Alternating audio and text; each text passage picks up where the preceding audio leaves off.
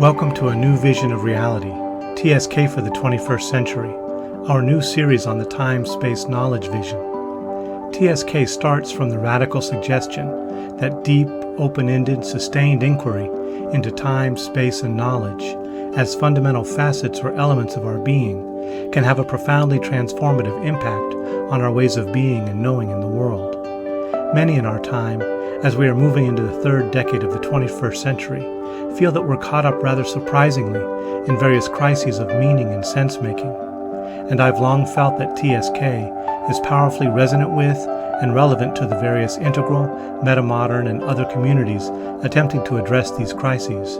So I wanted to open up a series where we could explore TSK retrospectively, considering its origins and intentions, and prospectively, in light of what wisdom and ways of working it might offer us going forward. For the 10th episode of A New Vision of Reality, I'm happy to welcome Chöyin Dorje, an early student of Tarthang Tulku Rinpoche, a translator of time, space, and knowledge and other texts into German, and a spiritual teacher currently residing in Goa, India. All right, so welcome. I'm very happy to be meeting with you today. We're sitting on opposite sides of the world right now, and I'm hoping our Zoom connection will remain stable enough for us to converse. Where I'm sitting right now, it's pitch black outside. A flock of geese just went over very noisily. The crows have settled in. There's a cool breeze that's blowing in the trees right now, and it feels really nice and lovely, but we have high fire danger tomorrow.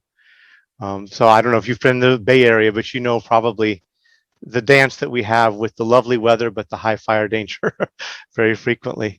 Yeah, I think it is much more pronounced now than it was when I lived there. 1981, yeah, there certainly were fire periods, but it rained pretty well. I lived in California from 1981 to 1984. So either in the Bay Area or at Odion. So I'm familiar with the weather. Well, here right. It's quite different. It's monsoon. Yeah, what's monsoon. It like where you are right now? It's monsoon, it's steamy. And without AC, I would breaking out in sweat. And of course, it's 10 o'clock in the morning. Right. So the other side of the world, really. Exactly. 12 time zones. Yeah, I really loved that part of the world, Goa, and a little bit down the beach on Varkala Beach. Nice place to be and to visit. I've been there too. Yeah. I understand from listening to something that you put up on YouTube, I believe, that years ago you took the hippie trail to the east and eventually encountered the Dharma and began practicing. And could you say anything about that journey? What took you in that direction, and how you got involved in the Dharma and eventually into meeting Tarthang Tulku Rinpoche and exploring the time-space knowledge vision? Yeah, it was like a very natural process. First of all, the hippie trail was sort of in the air in 1970, 1971. So my idea was, okay, I finished high school, which is a little longer, and used to be longer in Germany than it is in the US, 13 years of school instead of 12. And before going to college, or I had to do my civil service because I was a conscientious objector, I wanted a break. So I went to the east, blue-eyed or gray-eyed and bushy-tailed, not knowing what I would encounter, simply because in those days, the Orient was still the Orient. It is not anymore. It was buses, trains from Istanbul, also a ship over the Black Sea. And Afghanistan was a trip in itself. Afghanistan, it was so different than what you read in the news now or what has happened to that country in the last 40 years, which is a shame. Is it tragic? It was a cool place to be, really, in 1970. Pakistan, where everybody asked people, "Why do you want to go to India?" But anyway, I think I'm talking too much in too great detail. No, I love it. And everything was so foreign. Everything was so different. I was like assaulted. The senses were assaulted with things that they hadn't experienced. You know, growing up, okay, in a middle-class German family, going to a good school and having your education and having a certain order, and the order, all the rules and all the order didn't apply. And of course, you had to smoke dope. We all did in those days, and plenty of it. And there's an interesting side story to that. Because my dope smoking ended actually in Kathmandu. Wow. where it probably began for most people. No, it began at the pop festival of the Isle of Wight in 1969, but it ended in 1971 in Kathmandu at Swayambunat, at the monkey temple. So anyway, I came to the East basically as a hippie or as an explorer. I was looking for something like young people are looking for something, and we were not very clear of what that is, what we were looking for. And there were places where I could relate to and places I couldn't so much relate to. There was one comment written on a toilet in, I think it was in Delhi or it was in Varanasi. Said, like somebody had written on the toilet, "Fly to Kathmandu, man. India is too much fucking hassle."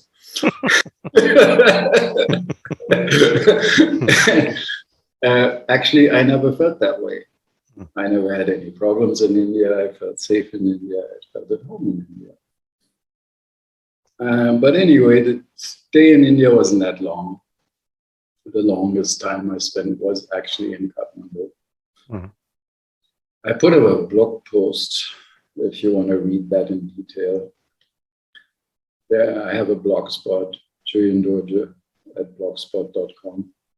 And there's one story about how the stupa became my first teacher. So where was I? Yeah, most time was spent in Kathmandu, and there was fortuitous coincidences that helped me stay, because it wasn't very easy to stay more than the 2 weeks in Kathmandu. The government was pretty strict. They didn't want too many hippies for too long in Kathmandu. So usually you had to leave after 2 weeks, or you have to get a trekking permit and go on a trek. Or you had to have some connections. Whatever it is, for some reason, I met somebody who was a tour guide at the only 5-star at the time, so the Oberoi. Somehow he liked me or us because I was with my girlfriend.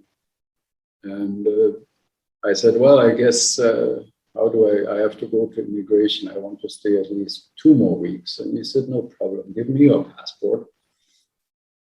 My brother-in-law is the head of immigration.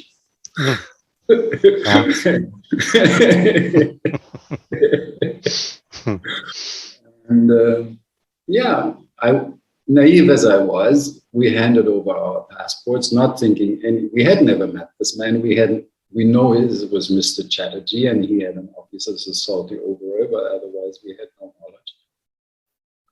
And so somehow we got the visa.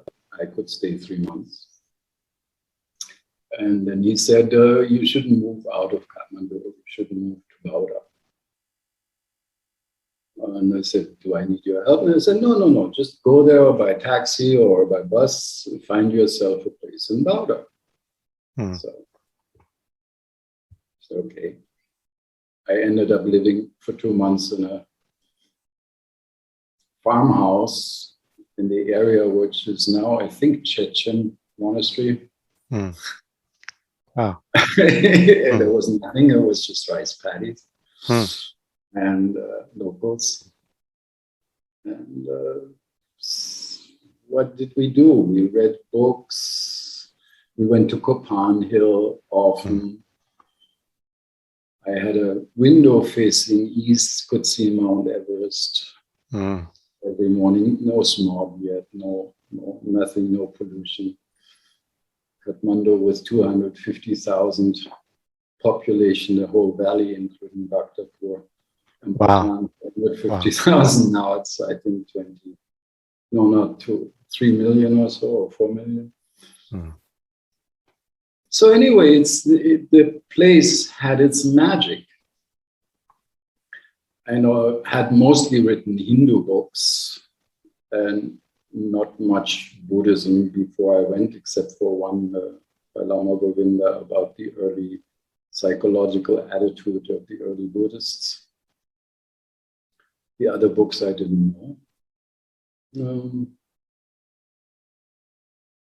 It felt like the stupa, going every day, having tea at the stupa, seeing the stupa, walking around the stupa, was kind of really drawing me into that energy field.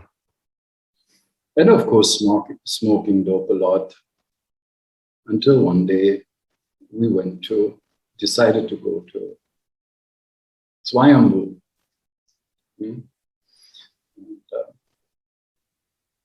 Again, the usual ritual. There was the tea stall at the bottom of these stairs. I'm sure you're familiar with these stairs. Yes. And we stayed at that tea stall, and there was plenty of hippies, and there was plenty of joints going around. And I smoked, and then I started walking up these stairs. Halfway up, I was really huffing and puffing. It was like a voice that came from inside. Man, you're hardly 21. You feel like 80. What's the point? And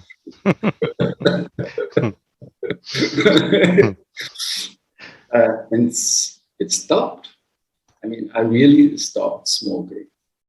I like socially to not infuriate people or insult them. A few times in between I did. For me, the whole hippie trip, or the whole smoking trip, it was dealt with. Was finished. It was finished. It finished. And I don't know. Blessings of the Buddhas or whatever. Right. You shouldn't make too much of it, but really it's kind of mysterious. And the same with the stupa. I really felt so much drawn to it. And in those days, there was no opening and closing time. The gates were always open, and if you wanted to sit on the stupa in the full moon the whole night, be my guest, you could. Right. There was just so few people. Now you could not do that because it would be a chaos. Things have to be more regulated because there's so many more people. Anyway, when I came back from Kathmandu, I picked up Lama Govinda's Foundations of Tibetan Mysticism and fell in love both with the clarity of thought and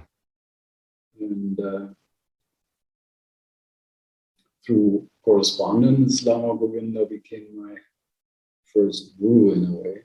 In a traditional sense, I have no abhisheka from him, but it was a good relationship, a long relationship. I visited him. He was living in the valley and I was in Berkeley quite a few times. And through Lama Govinda, I learned about Tarthang Tulku. And I was studying Sanskrit and Tibetan at a German university in Marburg. And I'm not an academic. I don't learn intellectually very well. I can follow intellectual reasoning, but I'm not very super interested in the academic career. Was really not so much for me. So I said, you know, I learned French the best when I had a French girlfriend. And I think I should go to India to study Sanskrit and immerse myself, because I have to immerse myself in an environment to get something. Otherwise, it's difficult. And he said, no. They do the same thing they have always done for thousands of years. But there's this man, Lama Tarthang Tulku, who has done amazing things in a very short time. And you should study at his institute. And so the first connection was made, and I wrote a letter to the dean of the institute and said, I want to study there. I got a reply, most welcome. You know, totally open, no idea what for, why. It's just like, you have to do this, right? And so with this letter, and then I said, you write me a formal invitation. And I go to the consulate. So I get the formal invitation, and very happily and proudly, I go to the American consulate in Frankfurt to apply for my student visa. Only to find out, being called by the officer for a private interview, and looking at me very kindly. In those days, American immigration officials were still very polite. Pre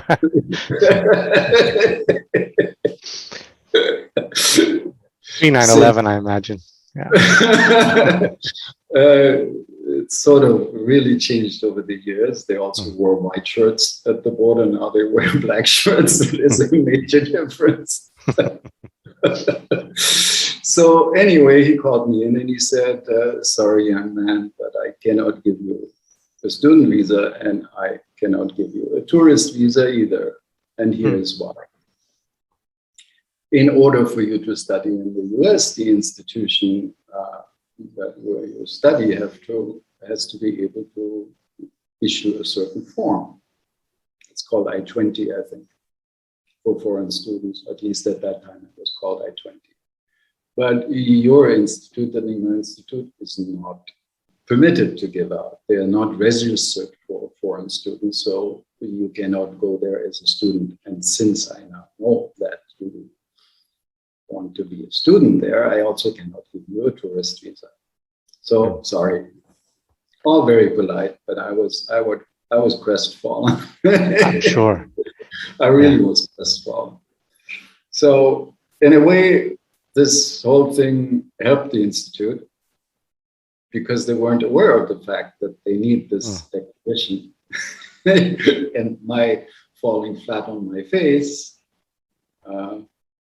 put in motion their effort to get and with the then Buddhist studies program and Professor Günther involved at that time, they got their I-20, and on this I-20 I then could go to the institute in 1981. But not in 1976, as I had originally wanted to. But anyway, now we are in 1976. And I felt like, no, I have to keep this connection going. There was like this impetus.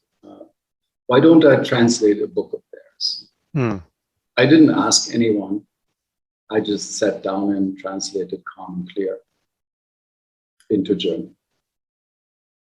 Then I went to some other people who had the translation checked, talked to a good friend of mine, another Buddhist mentor, one of Lama Govinda's students in Wiesbaden. We came, okay, this is okay, we can send it. So I put the manuscript in an envelope, I sent it to Dharma Publishing, and I said, here it is. You approve of it, you don't approve of it. If you approve of it, I find you a German publisher. So that's was set in motion, and I think about a month later, I got in those days no internet. I got an aerogram, or a letter from Lama Publishing. Yeah, translation is okay. Please find us a German publisher, and we'll take it from there. That wasn't so difficult. There was hardly any original material published in German language of this kind, like Common Clear. So, publisher was quickly found. They negotiated their terms, and the book came out, I think, in 1977. Yeah, fall 1977. And then I started translating Gesture of Balance. And in 1978, I felt it was time to personally go there for one of these summer retreats I had read so much about in Crystal Mirror. So I went for the summer program of 1978. The final editing of the Gesture of Balance translation. Met Tarthang Tulku twice during that time. He baffled me because he was so different in his demeanor than the 2 or 3 lamas that I had met in Himachal Pradesh in between. And I was kind of like, it really is. It wasn't shock. It was just like, who is this guy?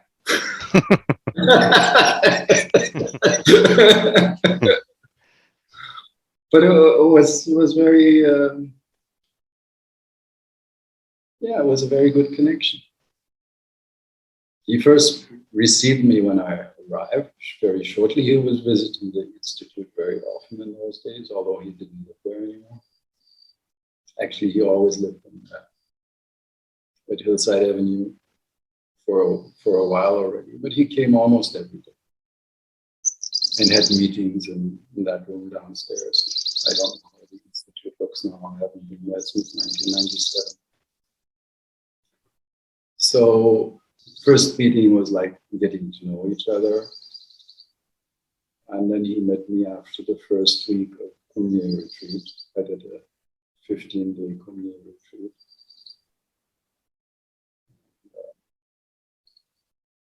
The connection was so strong through the practice. There was not much talk of TSK yet. But I met Hal Burrish, the teachers, one of the teachers in the Kumye was Hal Burrish, although he was not the main teacher. He was still working for Kaiser Permanente at that time. And the main teacher was Jim Gower and Joe Lippman. Joe Lippman has passed away for quite a few years now. Jim Gower has faded into the great beyond, I don't know. And but what first it was a 4-week program or 5-week program. And the first 2.5 weeks were Professor Günther taught teaching on Longchenpa and some evening meditation and so forth. And the second part was the Kumye retreat. And what struck me was the way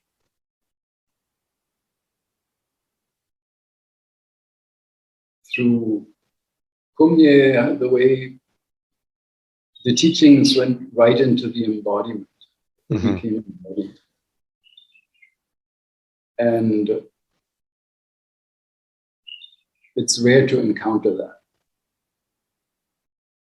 It didn't stay up there in the head only. It became like so embodied. And I was only 27 at the time, but still I felt so rejuvenated, so energized. So, of course, Nyingma and Dharma Publishing being quite resourceful in making everyone working for them. Yes, yes.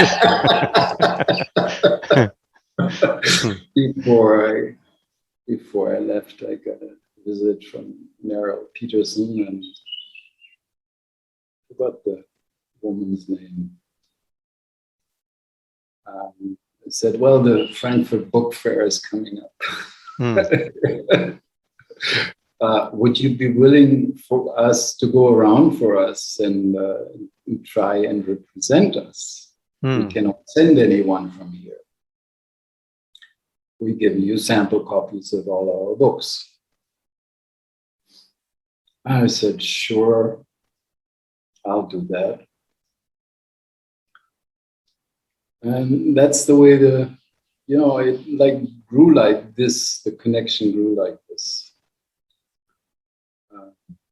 I was successful. I was partly only successful because I already knew some editors in Germany through translations that I had done.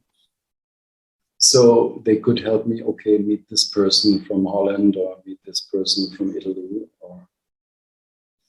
So I made a few connections from them, and I'm sure they were not very forthcoming of what manifested from it, but I heard afterwards that two or three projects actually manifested. And of course, having had the experience of this kind of Dharma teaching that I felt so refreshingly present day, I mean, in those days, present day, that I want more of this. And I invited one of the teachers, I invited Jindawar to come to Hamburg the following year, 1979.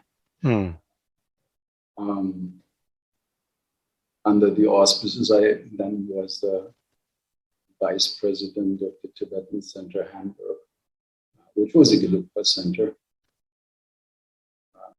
Jim came. There was the first Kumye class taught me in Hamburg. I think it was in September or late August 1979. And then in 1980, Al Gurish came. It was a longer retreat, and people from other countries in Europe also attended. And from that, I think Nyingma had already, through Carola de Vries, I think was her name, some other woman, I forgot her name. They had already a presence in Holland. But it happened pretty much at the same time. So Al came in 1980, and in 1980, I again was internally in my life path at a crossroads. It was a funny thing that I so connected to Padmasambhava. I had helped building up a Gelugpa center. But it's one of these karmic connections, Right.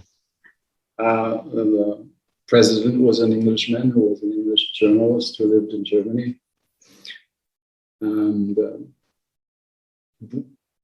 Peter and I definitely had a big karmic connection, and finally had a falling apart over a business issue.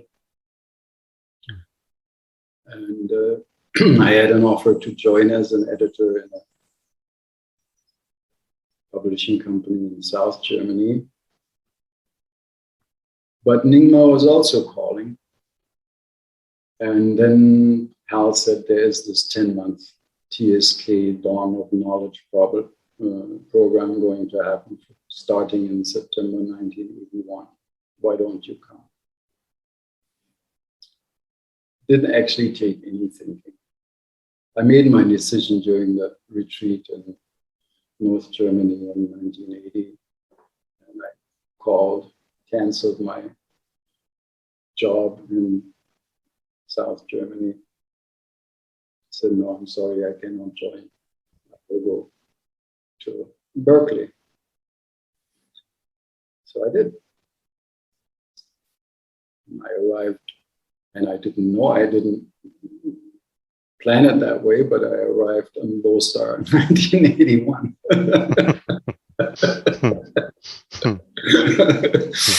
So, and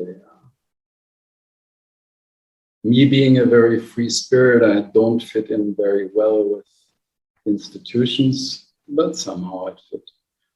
And Rinpoche must have, I mean, I see this now, how much leeway and freedom within his organization Rinpoche always gave me. I mean, he allowed me to live at the institute and take classes, but he allowed me to work on my own projects to make money to stay in the US, which was like unheard of. Like, no, you live at the institute, you work for the organization. Right, right.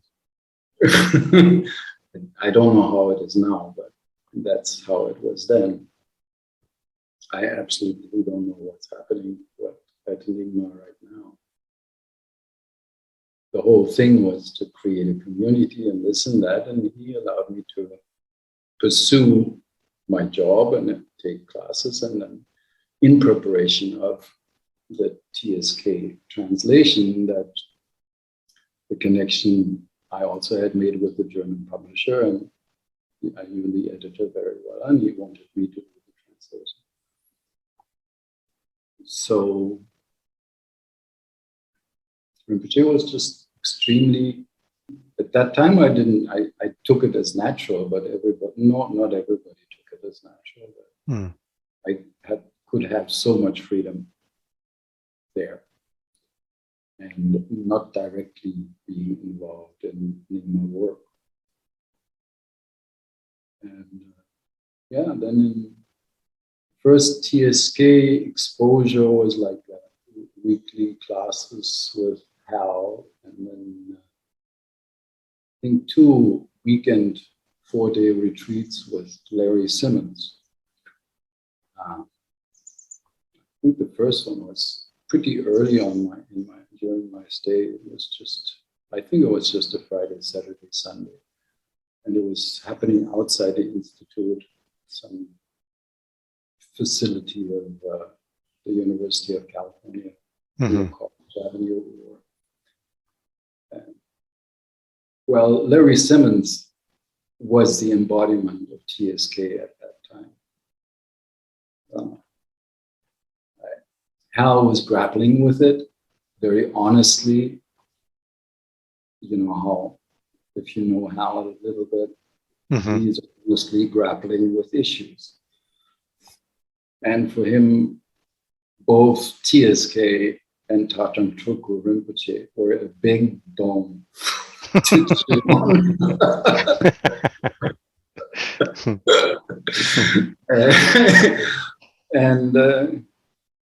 But he chewed on it, and his teaching, it must have changed a lot, reflected that, but I really respected and appreciated the honesty.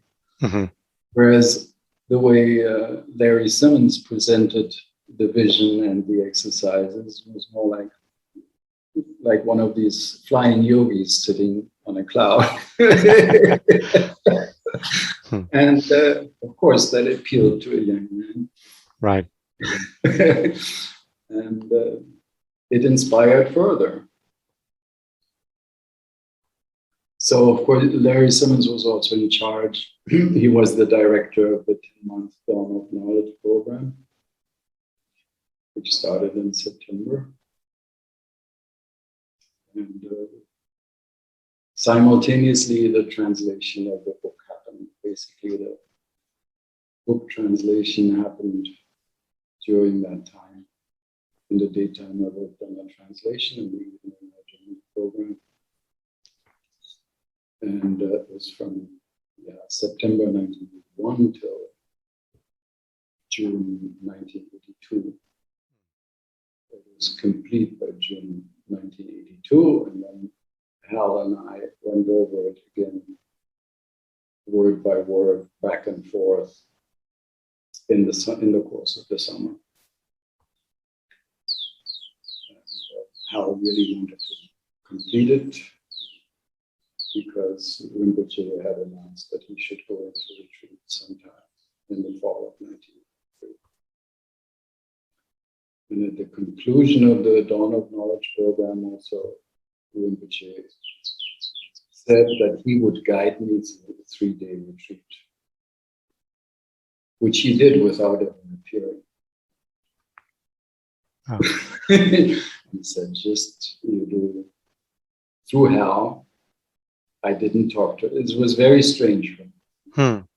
All this time I had not met Tarthang Tulku. I had met him in 1978, but in 1981 I met him in person. He always sent messages through hell. One of the messages was, at the end of the program, do a 3-day retreat, focusing on one part of the vision each day.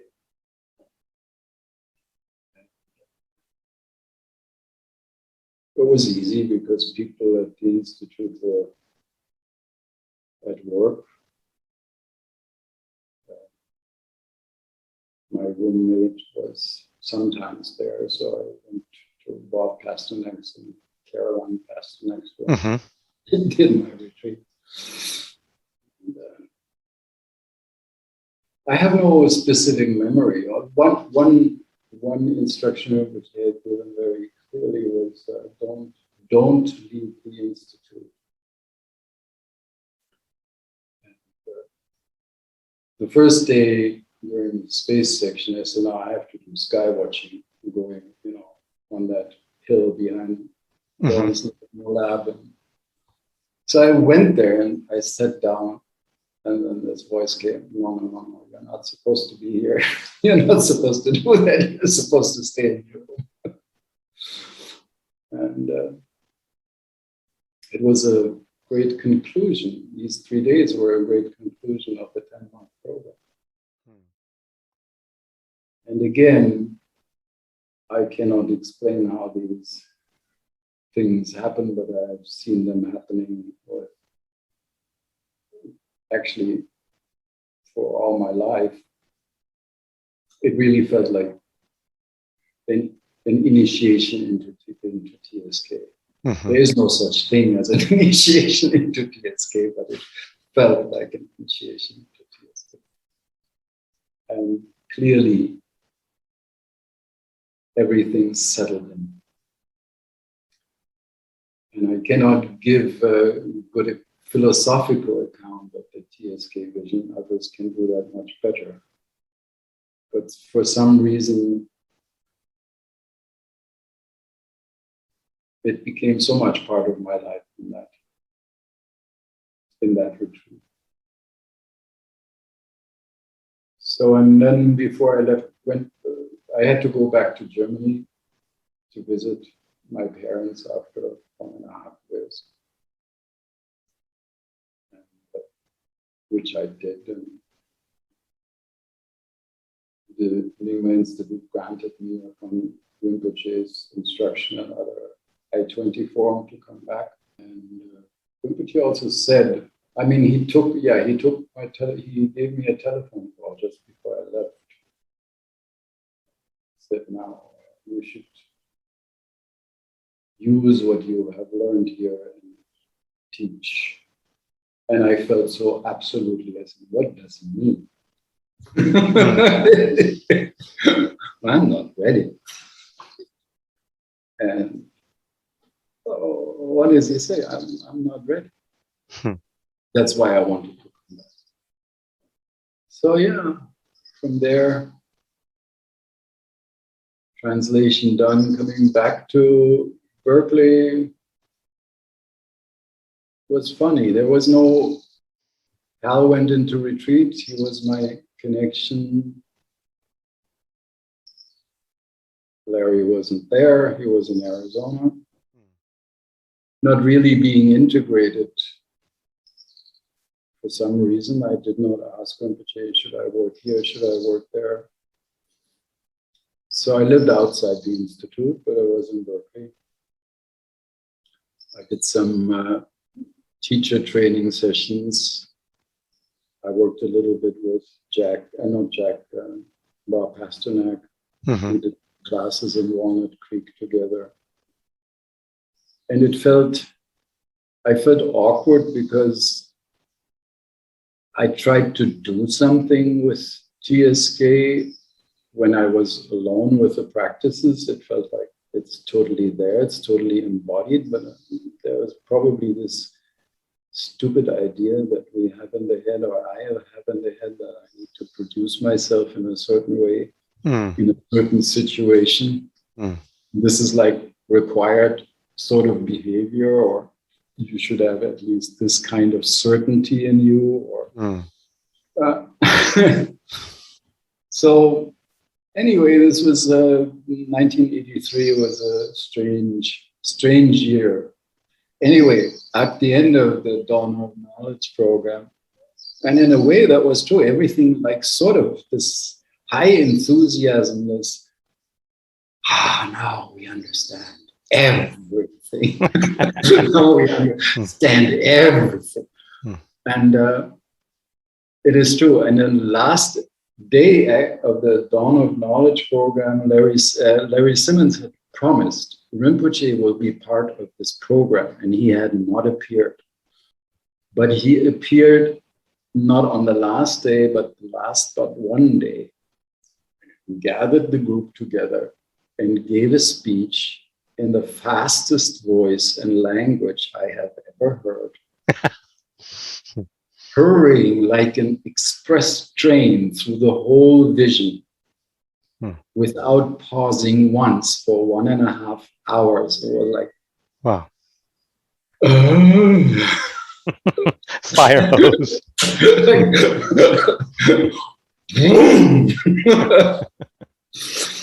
And okay, and last meeting with Larry and the whole group was the next day. And Larry sat there with his smiling Buddha face and his smiling, laughing Buddha body. And I said, guys, what you have done here is buying the sky. We have sold you the sky for $350 a month, and you have bought it.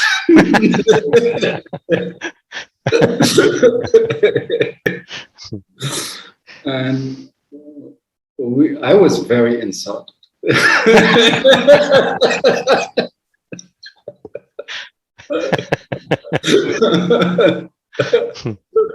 I was very insulted. But it's true that buying the sky and falling on the earth, that was the year after the 10-month program. And then there was basically, it was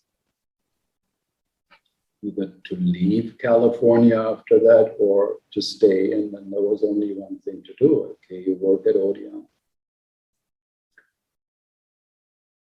And again, Rinpoche was very accommodating. He said, no, please don't come yet. I know you're still, and I was working on 2 book translations. I want you to finish. And only when you have finished, you come. So it became like January 1984. But I put like a, how you call it, a time bomb into the operation myself. I sabotaged it, and I don't know why, but I sabotaged it by signing another book contract. Oh. So I went to Odeon, and I had to also do some translation, and it just didn't work out. And then I had a breakup with my 7-year or 8-year girlfriend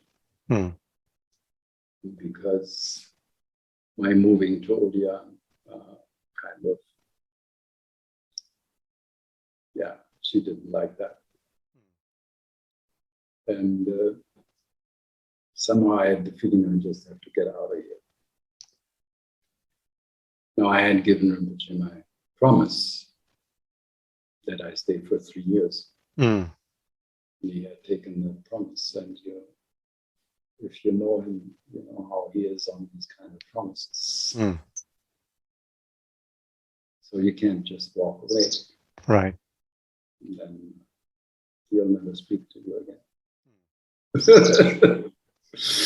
So I had to talk to him 3 or 4 times in audio. And we had very deep and intense encounters. And finally he agreed, okay, I'll let you go. You can go with my permission. Mm-hmm. Last meeting, he was like, it was funny. I'd never thought he's not the fuzzy kind of Lama. He's not the fuzzy kind of guy. He's really, but I could feel the deep feeling that, yeah, he was not happy that I was leaving. Mm-hmm. He had plans, and these plans didn't work out. And I've seen that then later with my other teachers. Lamas do make long-term plans one day. Mm-hmm. Have a student when they really take on a student. And I don't know about others, but I was pretty ignorant, despite my big TSK insights. So anyway, it didn't break the relationship.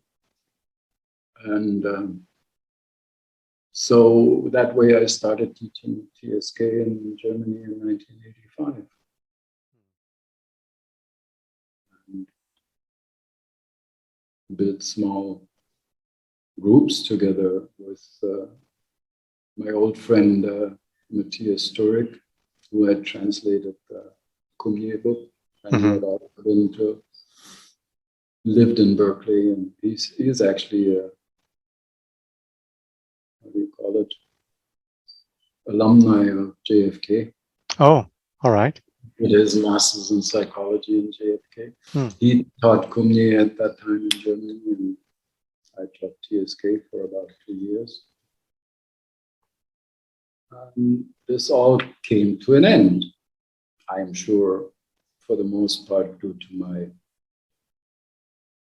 immaturity, but for another part very simply because it's very difficult for me to work in an organization.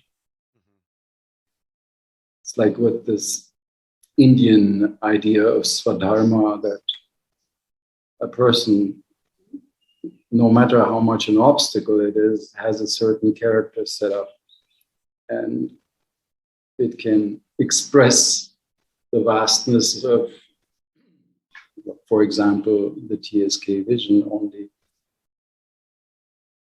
within that setup. Mm-hmm.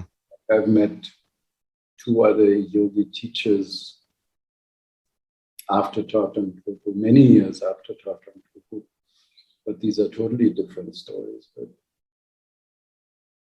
they were guru and student. Kunzang Dorje Rinpoche was one of the gurus of Lama Dawa.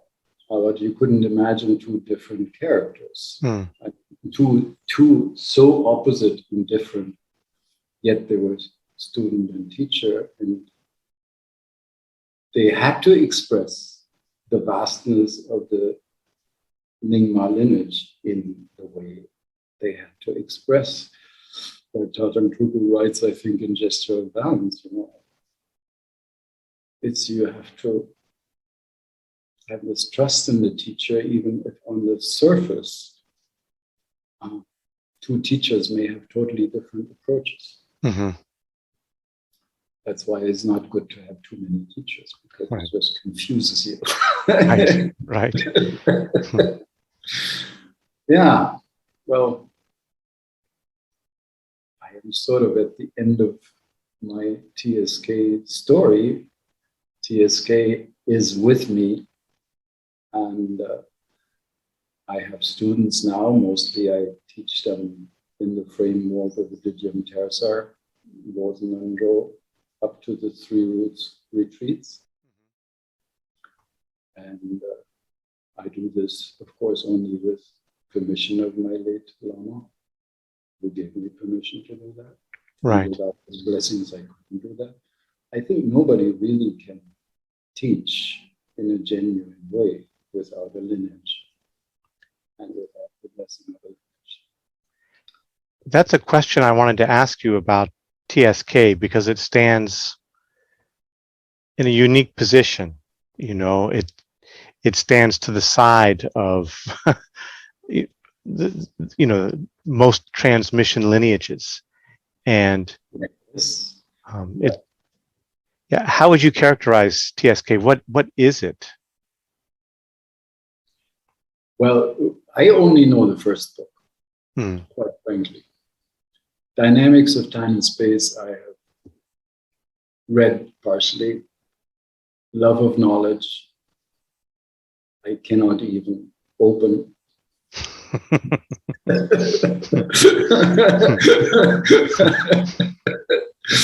And but in Inside Out, since I've translated it, Inside Out, I only have acquaintance with the first book. And I would say yes, as a method of inquiry, it doesn't need a lineage. I mean, in order to really pursue a Madhyamika inquiry, just as an inquiry, you don't think you need that lineage. Right. But real people connection, and what else is lineage? It's not something mysterious. Right. It's real people connection from one generation to the next. Real people connection fills it with vibrancy. Right. And so it was for me with TSK, without Hal, without Larry Simmons, without Michael Dow. These were the main teachers. Without Tarthang Tulku. Well, there'd be a TSK lineage without Tarthang Tulku. Right. Yes, the lineage has formulated itself. It is true. It's like Dudjom Lingpa writing his termas, like one text with the right hand, one text with the left hand, just transcribing it from space. Okay. I think lineage is, if we make it too much like a church lineage, then it becomes a prison. Stifling. And that's, I think, what TSK definitely wants to avoid. It wants to be fresh. It is fresh. Right. It is an incredibly fresh form of inquiry. And yet, what would it be without the people who represented it at that time, who represent it now? So, that's one. Yeah. Just going to say that was one of the impetuses behind doing this series, is to really, because in the circles that I move in, people may have heard of TSK, but don't really know very much about it, and would be surprised at kind of the underground influences that it has, touching many other teachers and lives, but it doesn't stand out prominently and announce itself. It seems to move underground, and I don't want to change that, but I want to honor the living lineage and the impacts that I feel in my own life and that I've seen others express. And that's one of the reasons for doing this, is to just, I can honestly say it has become so much a part. Like, I have done traditional Tibetan retreats under the guidance of Dorje Rinpoche and Lama. And even if I do them now, it's under the auspices of the root guru. But I couldn't have done them in the way they happened without TSK. without what I learned at Nyingma, without Tarthang Tulku. So, yeah, it is like time, space, and knowledge is underlying everything. They don't announce themselves, right.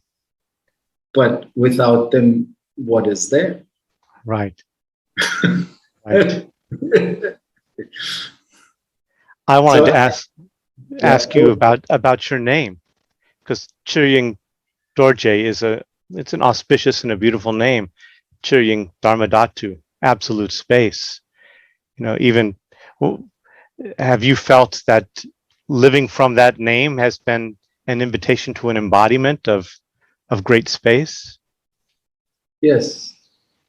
And I'm using that name because, first of all, it's the name that Lama Dawa gave me. And he gave it to me saying that he's very proud to have a Chöyin Dorje in his Sangha. Now, that has nothing to do with ego pride or whatever. He was happy. Lamas can be extremely happy at some point when something happens, when they think something is auspicious. And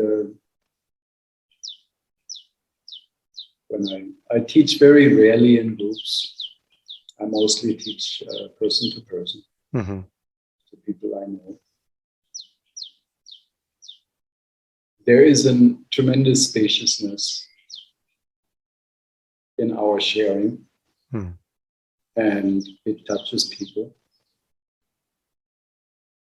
I'm not consider myself a big teacher in any way. One should never consider oneself a teacher.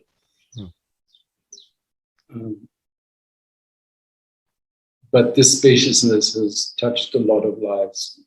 A lot meaning like a few dozens. And a dozen very profoundly, and shifts in family dynamics. Like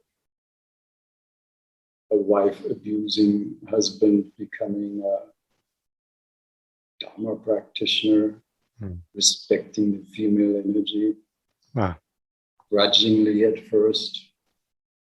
Well, not in a month, not in 2 months, but over 5 years. And there's quite a few examples like that. And that's how I feel through me the TSK vision continues. And you teach something called Nadi Prana? Well, that is very similar to Kunye. But I'm not in any way related to the Nyingma organizations. So I would not teach Kunye. Right. That would be disrespectful. With the emphasis in Kumye and Nadi Prana on embodiment, or talk about what is the TSK of embodiment?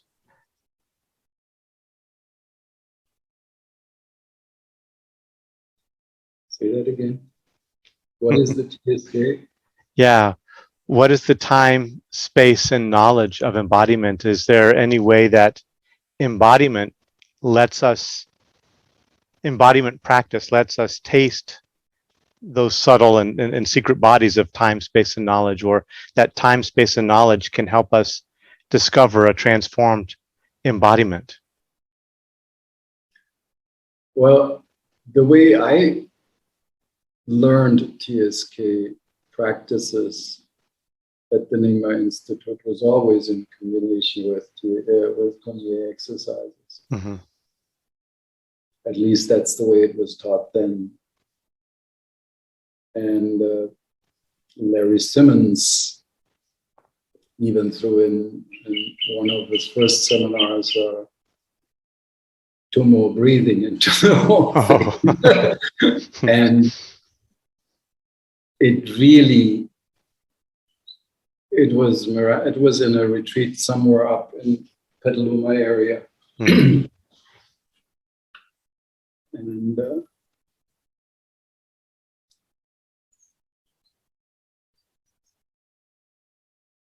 TSK vision is this embodiment, not in the sense of having, it's so deeply rooted in the body that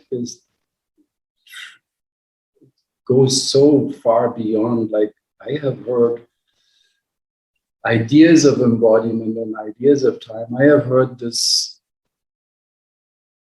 somebody told me, and I don't remember who it was, that according to that person, Tarthang Tulku told him once, "You have not understood TSK." And I don't know if this is true, but it stuck to my mind. You have not understood TSK. If you cannot leave Berkeley at 9 in the morning and arrive at Odeon the same day at 7 a.m. in the morning. This is an embodiment so deep that the body of concepts vanishes into the body of knowledge. But it starts with the embodiment really feeling our bodies.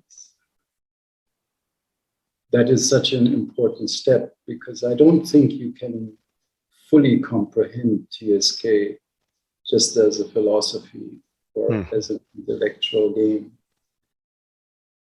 It invites that for some people for some time, but I think in the end it falls flat.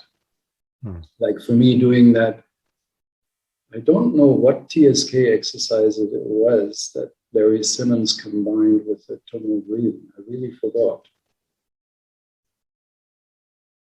But it was a great introduction to how the body is an expression of time, space, and knowledge. If that answers your question. It does, yes. I'm on the edge of sharing a story or not, because I heard it second or third hand, so I also don't want to misrepresent it, but I heard from somebody that there was a time when several lamas came from afar to visit Tarthang Tulku Rinpoche, and he was busy in a retreat or doing some important work and wasn't ready to receive anyone at that point in time, and said something like, let them know that they can, take some refreshment and then go on, and I'll meet them another time. And he was locked away in a room doing some intensive work, but later he called somebody and said, those 3 monks are still here. And he knew exactly which rooms all around the center that they were in, even though he had never left his room. But somehow his embodiment of knowledge let him know exactly where they were and that they were lingering and had not left yet. So he told them to go chase them out. It makes total sense. Yeah. True story or not true story, even if it is an untrue story, the story in itself is true. Yeah, right. Yeah. Well, I really appreciated you sharing your history with this today. I really enjoyed taking the steps with you along that journey. I think it's a precious thing to share that knowledge and that experience. So I thank you for your time with that. Okay. I enjoyed it myself. Great connecting. Yeah. Hopefully to happen again. I'd enjoy talking with you again some point. Okay. You take care. All right. Thank you. Take care.